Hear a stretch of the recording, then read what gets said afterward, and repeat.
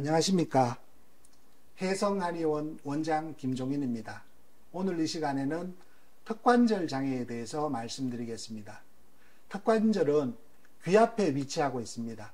그곳에 직접 손을 대고 입을 벌려보면 관절이 움직이는 것을 느낄 수 있을 것입니다. 턱관절은 다른 관절과 달리 매우 다양한 운동을 주관합니다. 전후로, 좌우, 상하, 회전, 활주 운동과 같은 고난이도의 운동을 하고 입을 벌릴 때 탈구가 되면서 운동을 하기 때문에 다른 관절에 비해 불안정하고 문제가 발생하기 쉽습니다.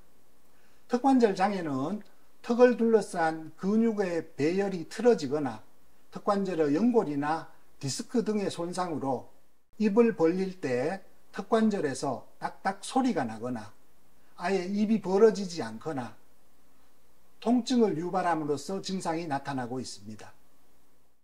보통 턱관절에 문제가 오면 턱 주변 부위만 문제가 생긴다고 생각하기가 쉽습니다. 하지만 턱관절 주변으로 12개의 뇌신경 중 9개가 지나가고 턱관절의 비대칭이 척추의 비대칭을 야기시키기 때문에 전신의 기능 이상이나 통증을 유발할 수 있습니다. 턱관절로 올 수 있는 증상을 한번 살펴보겠습니다. 먼저 만성 피로 증후군이 나타납니다. 항상 피로하고 기운이 없고 무기력하며 특히 아침에 일어나기가 힘들게 됩니다.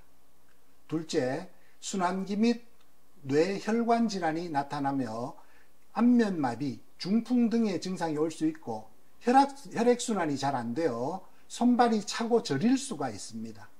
셋째, 뇌신경 세포 손상이 일어나서 간질이나 치매 등의 증상이 올 수 있고 기억력 감소가 날 수 있습니다. 네 번째, 두통, 뒷목의 뻣뻣함과 통증, 어깨 통증 등 부경부 질환이 나타날 수 있습니다. 다섯째, 요통, 고관절 질환, 경추 혹은 요추의 추간판 탈출증 등 척추 질환이 나타날 수 있습니다. 여섯째, 신경정신과적인 문제로 우울증, 불면, 불안, 신경과민 등의 증상이 나타날 수 있습니다. 일곱째, 만성 소화기 문제로 소화불량이나 위궤양, 설사, 변비 등의 문제가 나타날 수 있습니다. 여덟째, 비뇨생식기적인 문제로 요실금이나 소변을 보기 힘들고 통증이 나타나는 방광염 등의 증상이 나타날 수 있습니다. 이 외에도 청각과 관련된 문제, 코의 문제, 안과 질환, 피부 질환, 부인과 질환, 성장장애, 호흡기 질환, 심장 질환, 호르몬 분비 장애 등도 나타날 수 있습니다. 이처럼 아주 다양한 증상들이 나타날 수 있는데 턱관절을 치료하지 않고 증상들만 치료하게 된다면 금방 재발하여 불편을 초래하므로 턱관절을 꼭 치료하시는 것이 좋을 것입니다.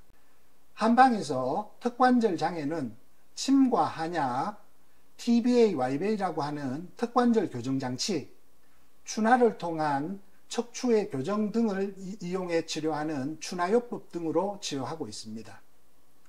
턱관절 장애가 상대적으로 가볍게 오고 발병한 지 얼마 되지 않은 경우에는 한두 주 정도의 침과 한약만으로도 얼마든지 치료가 가능합니다. 하지만 일반적으로 턱관절 장애로 내원하시는 환자분들이 대부분은 어려서부터 특히 청소년기부터 진행되어 만성화된 경우가 대단히 많습니다. 이런 경우에는 침술만으로는 한계가 있고 침과 더불어서 턱관절 교정 장치를 사용해야 합니다. 턱관절 보조 장치를 TBA라고 합니다. 경증의 경우 TBA만 물고 있어도 어느 정도의 통증과 소리를 줄일 수 있습니다. 하지만 더욱 심한 턱관절 장애를 가진 경우 TBA만으로는 한계가 있습니다.